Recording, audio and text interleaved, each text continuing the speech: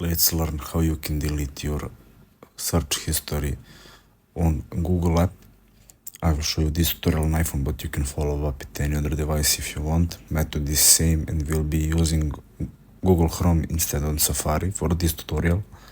So first step is to open Google Chrome, and now once you're here, click on three dots in bottom right corner.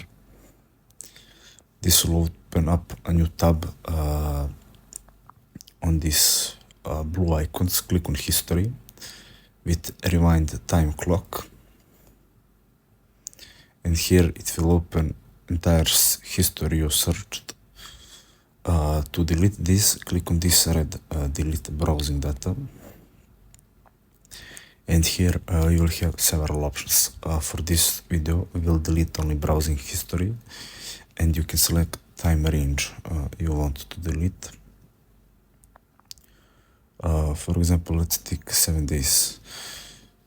Once you've done this, click on delete browsing data that's in the bottom, and check it once again. Click on it, and it will now delete your browse data. Once you're done, click done, and you're finished. So thanks for watching, and see you in the next video.